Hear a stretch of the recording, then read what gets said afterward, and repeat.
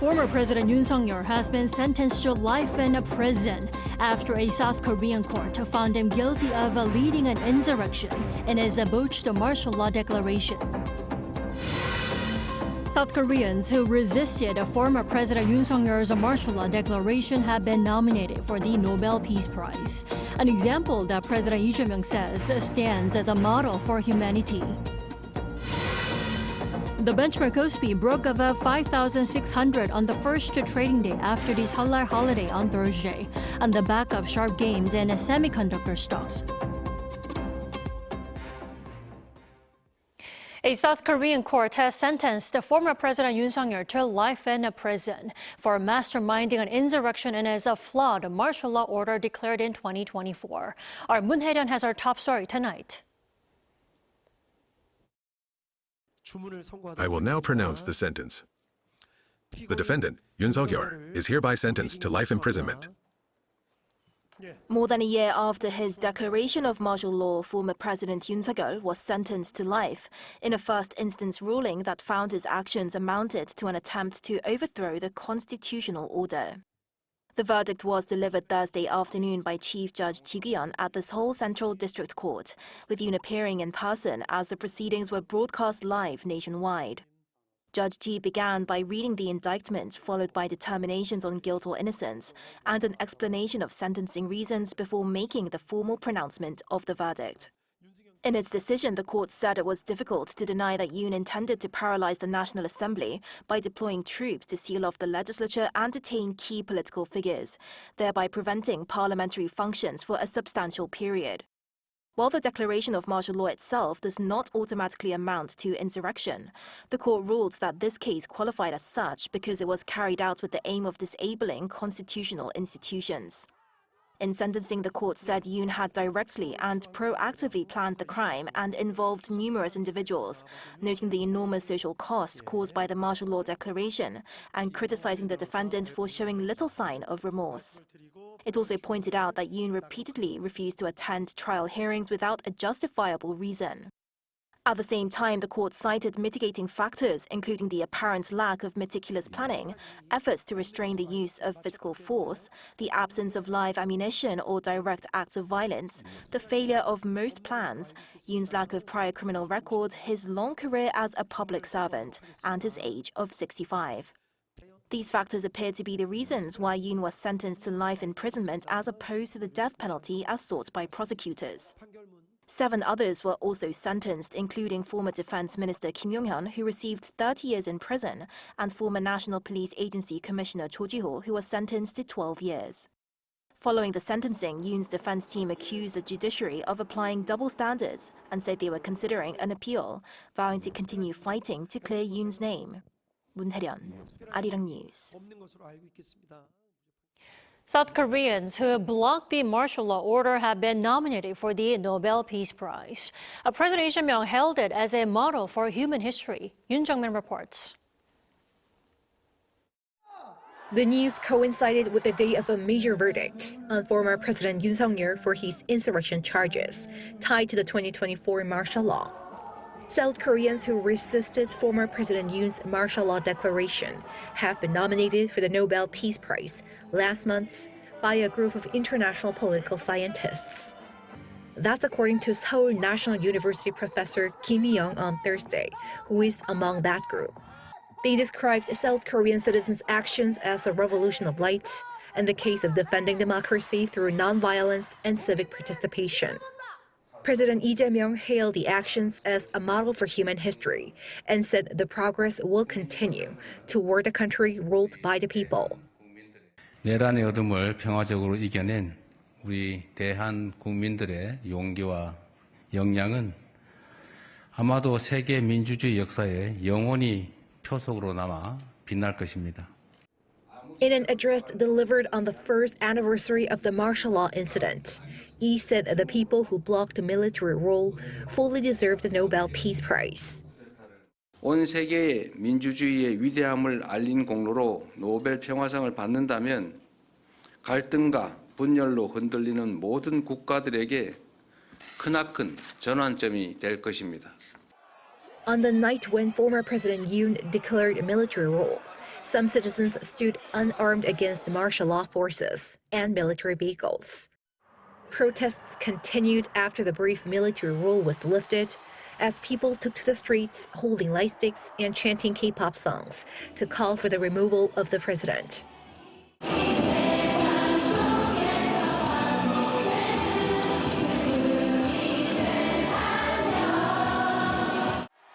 Submissions for the Nobel Committee nominations closed in January. A shortlist will be prepared in the coming weeks, and the prize will be announced in October after a review and voting. Yoon, Arirang News. In other news, President Lee Jae-myung has called for tougher penalties against price fixing. Speaking at a weekly meeting with his top aides on Thursday, he described price rigging as a serious threat to fair competition and market confidence, noting that such practices have spread across the food, clothing, and real estate sectors. He emphasized the need for stronger economic sanctions, such as permanently barring repeat offenders from the market, rather than criminal punishment. His remarks come after the Fair Trade Commission announced last week that it would fine the country's three major sugar producers more than 408 billion won, or roughly $281 million, for concluding to fix prices on 8 occasions between February 2021 and April last year. South Korea's benchmark stock market reopened on Thursday following the 3-day Halal holiday and immediately showed strength. It's now entering the 6,000 mark thanks to Samsung Electronics. Lee Soo-jin reports.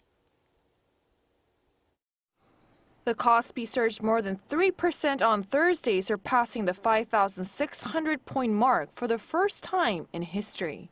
After being closed for 3 working days due to the Seollal holiday, the KOSPI opened strong and closed at 5,677.25. It appears the overall rise in the U.S. stock market over the 2 days of the Seollal holiday gave a sense of relief to the domestic market. Additionally, expectations for the semiconductor industry remain very strong. In fact, the rally was primarily fueled by a semiconductor boom, with market bellwether Samsung Electronics leading the charge. Shares of the tech giant jumped and closed at an all-time high of 190,000 won, up 4.85% from last Friday. This was largely bolstered by reports of higher pricing for its next-generation AI memory chips. The secondary tech-heavy KOSDAQ index also experienced a dramatic surge, jumping nearly 5% to close at 1,160.71. The rapid ascent in KOSDAQ 150 futures and spot prices triggered a buy-side sidecar, a regulatory measure that temporarily suspends program buy orders for 5 minutes to curb excessive market volatility. Experts note that after the rise in the KOSPI, the government is now looking at the KOSDAQ to make policy changes that will help it grow. And anticipation over the government's efforts is now being reflected in the market. Despite the stock market rally, the Korean won weakened against the U.S. dollar, with the exchange rate closing at 1,445.51 per dollar. This comes against a backdrop from the latest U.S. Federal Reserve meeting minutes that revealed a split among policymakers, leading investors to trim expectations for interest rate cuts. This bolstered the U.S. dollar globally. Lee Soo-jin, Arirang News.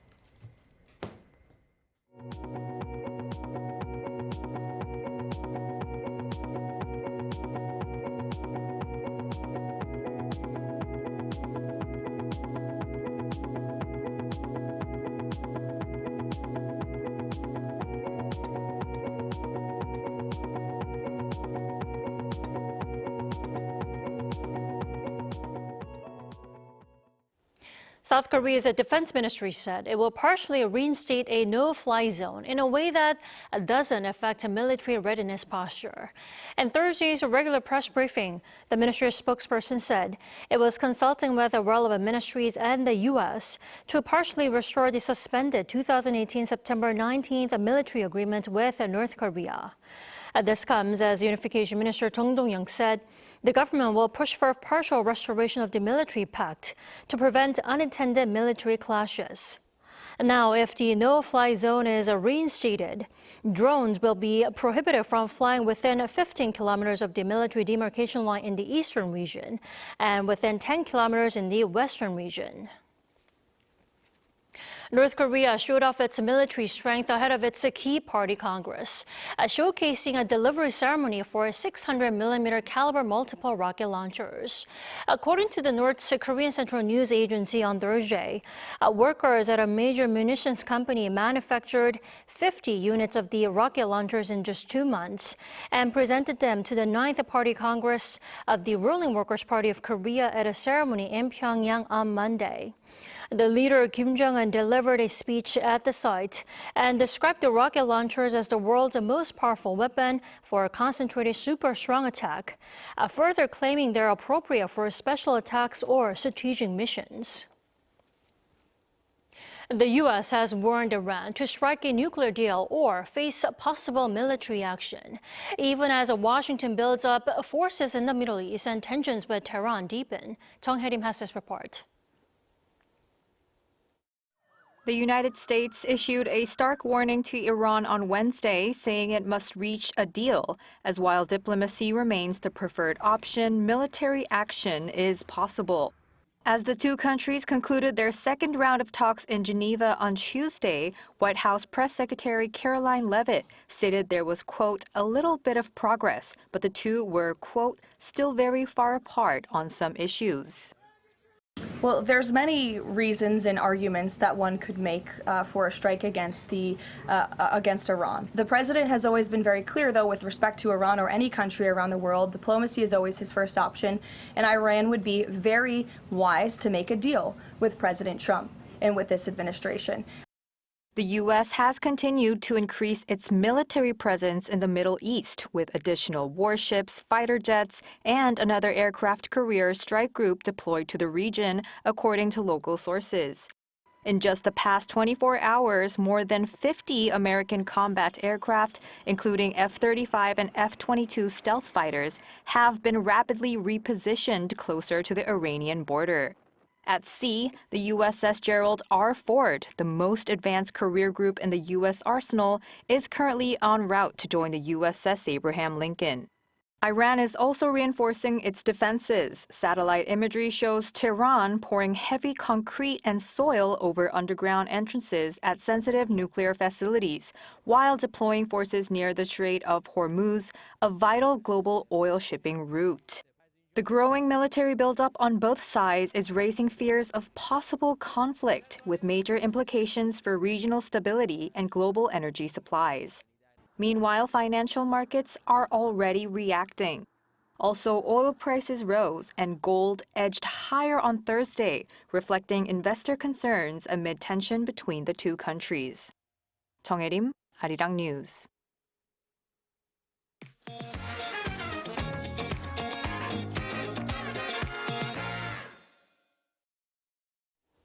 There's excitement over AI and its incorporation into robots. Now that's called physical AI.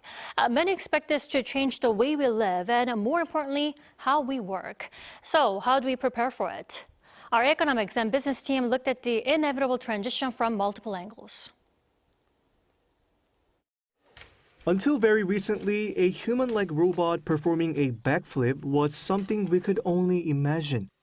While companies have been using robots in industrial settings for years, advances in artificial intelligence are driving robots toward the next generation, physical AI. And investors' excitement over the robots is already spilling into the financial markets. While it may take some time for Korean robots to be used in our daily lives, the stock market is already reacting positively. Shares in robotics-related companies have surged, in some cases, by several hundred%. On the streets of Seoul, many people are already considering what humanoid robots might mean for the future. We're seeing many robotics companies here developing machines that can be deployed directly at industrial sites. 2026 could mark the initial phase of introducing robots into real-world operations, and the investment community has high expectations. And some are already thinking about the next step, how to use robots to improve efficiency. There's a growing perception that humanoid robots can serve as a form of labor leverage. I think the more important question is how we can effectively integrate AI into our work processes and make the most of it. Here in Seoul, expectations are high over the growing use of robots in industry, and the next generation of humanoids is still to come. But what about on the industrial front lines, for those who are actually working with the robots or even potentially being replaced? Let's turn to my colleague, Junho. Thanks, Junan. Well, one place where human workers could be particularly affected by the rise of humanoid robots in industry is here, a southeastern coastal city of Ulsan. Known as South Korea's industrial capital, manufacturing defines daily life here, employing more people than anywhere else in the country. For many here in Ulsan, the future of automation is no longer abstract. It's already reshaping how people see their jobs. Concerns run deep for this worker in his 30s, just beginning his working life. I'm definitely anxious. I'm worried that there will be fewer new hires and that the range of work we can choose from will narrow. We call it job rotation, the opportunity to switch roles. But if a robot takes over a whole process, there will be far fewer positions to apply for. Having spent nearly half his career as a contract worker, this employee of 25 years first thought of those most vulnerable in times of change. Contract workers don't have much of a cushion. They are the most exposed, and any instability will reach them first. That's what worries me about the younger generation. For this veteran of 35 years, there remains a window before adoption, and it all depends on how that time is used. New technology doesn't mean everything changes at once. The company will continue to make the most of current production lines, while gradually moving toward new systems. There is still time during this transitional period for labor, management, and the government to work out solutions together. This new reality demands a new strategy. Amid the unstoppable tide of AI and robotics, South Korea's industrial heartland is facing a defining moment. My colleague Do-yeon takes us to where decisions are being made that could determine Ulsan's fate. Thanks, Junong. The efficiency of physical AI is undeniable, but here at the National Assembly, the calculation is different. Machines do drive production, but they don't decide elections. So the question is, how do we protect the voter without stopping innovation and prepare for a soft landing amid the transition? National Assembly member Kim Sang-uk is one of the lawmakers representing Ulsan. If we simply resist this change, the outcome is clear. Companies will move overseas, jobs will vanish, and the very foundation of Korean manufacturing will collapse, dragging the entire economy down with it. Meanwhile, lawmaker Choi Eun-seok has proposed a soft landing bill to complement South Korea's existing AI Basic Act. We must prioritize education and retraining. By helping our workers adapt to new, complex roles in this evolving landscape, we can ensure no one is left behind in the transition. While at early stages of talks, lawmakers are also looking at ways to make sure everybody directly benefits from physical AI and ease the concerns over job losses. Instead of corporate ownership, imagine a citizen-funded model where profits from robot labor are redistributed back to the people. In the long run, implementing a robot tax or automation tax will be an inevitable necessity. Most importantly, both lawmakers call for a unified national dialogue. They see this not just as a challenge, but as an opportunity for South Korea to lead the world in balancing innovation with labor. As the AI era arrives, we must proactively address how it will reshape our labor and daily lives. Now is the time to pool our wisdom to ensure that human value isn't lost in the age of machines. Now, with the transition to AI seemingly inevitable, the world is watching to see if business, labor, and both sides of the aisle can come together to set a new global standard for the future. Kim Do-yeon, Park Jun-han, Kim Jun-ong, Arirang News.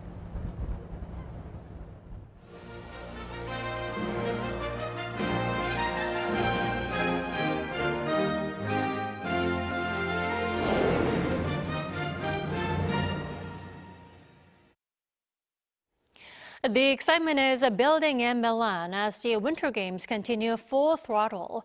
And with just 2 days left in competition, the drama is only getting bigger. We go now to our live coverage from the Olympic host city with Kwon Ju-hyun. Hello, Dami. Ju-hyun, good morning. Now you are at the heart of the action inside the venues. How would you describe the atmosphere at the Olympic competition sites? Well, the atmosphere inside the venues here in Milan is filled with anticipation and energy. As the athletes appear, the arena comes alive with applause. And Italian fans bring passion and elegance, cheering loudly, yet always win with some respect. Before each race, there is a tense stillness, almost like a collective breath being held. And when the starting signal sounds, that quiet tension quietly turns into powerful cheers and applause. When Korean athletes are introduced, Korean supporters rise to their feet, waving their flags and chanting proudly. Local fans cheer for excellence, no matter the nationality. The Korean presence inside the venues has been particularly strong. Yoo Seung-min, president of the Korean Sport and Olympic Committee, as you can see, along with chef de mission Lee Soo-kyung and other officials, have been attending events to support the athletes. Among those in attendance were former football player Park Ji-sung, singer Sandra Park, and actor Park Bo-gum as well. Actually, their presence has added another layer of pride for Team Korea here in Milan. And even in Verona, anticipation is building ahead of this closing ceremony at Arena di Verona. Even there, a quiet anticipation is already building as the games draw to a close.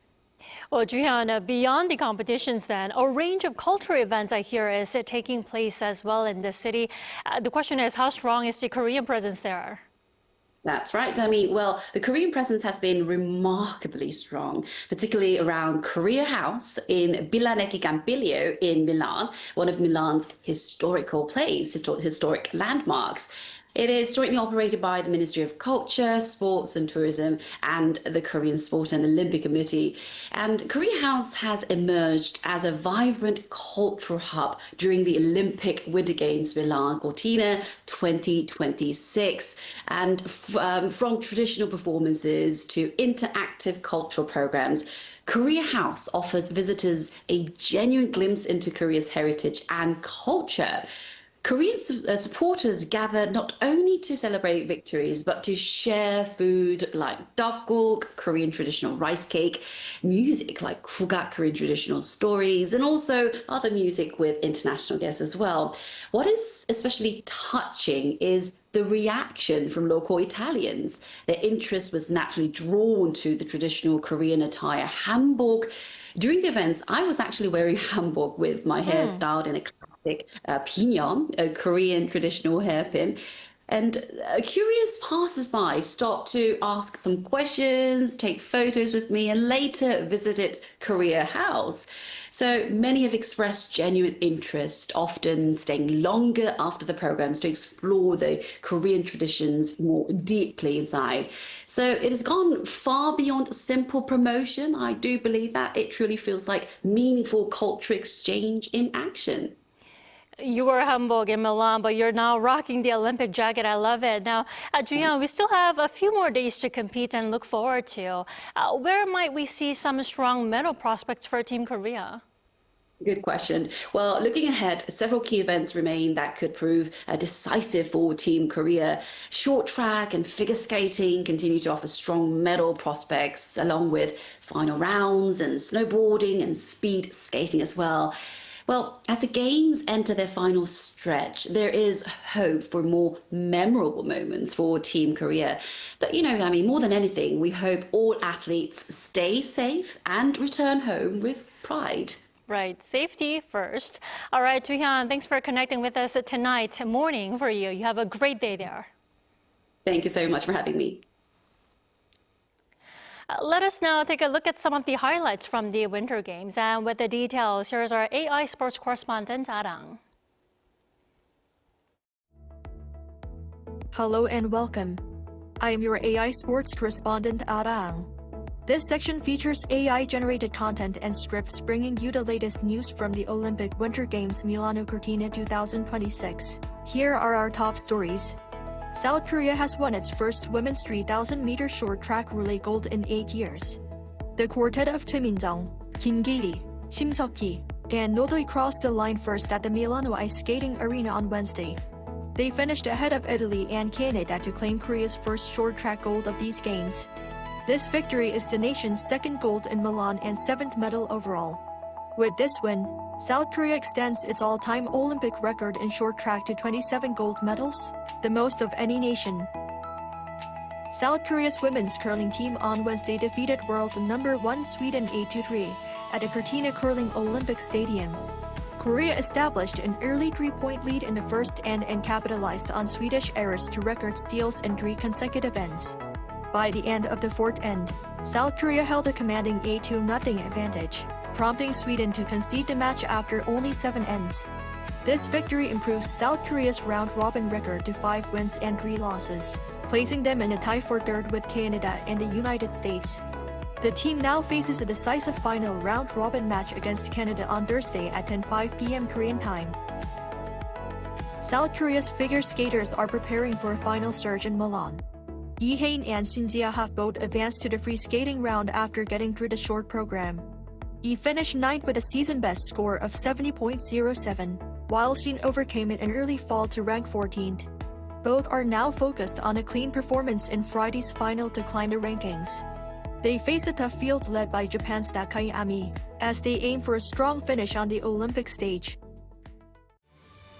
Before we head out, let's look ahead.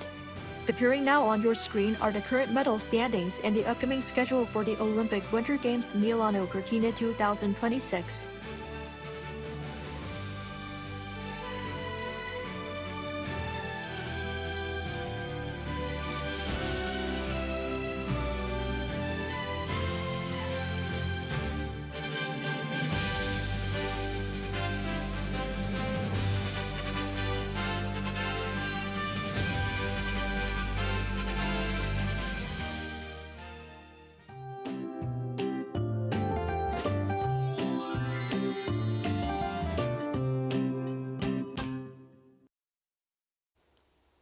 Today marks Usu, which is the second solar term of spring on the traditional calendar. You can definitely feel that the air is shifting from winter towards spring. We had clear skies nationwide today with plenty of sunshine and a mild feel through the afternoon. Temperatures also climbed to around 10 degrees Celsius in most parts of the country.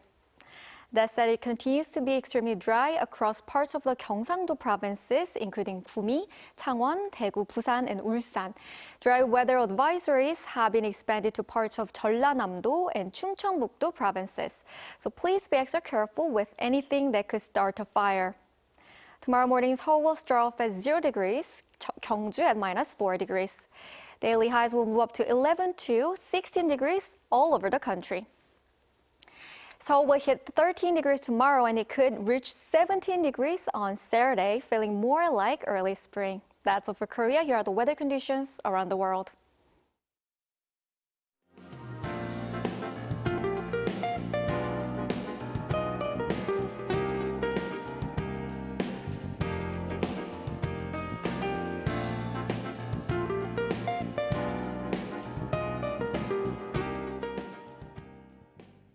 That is all we have for tonight. I'm Kim Da-mi. From all of us here at Arirang, thanks for watching and good night.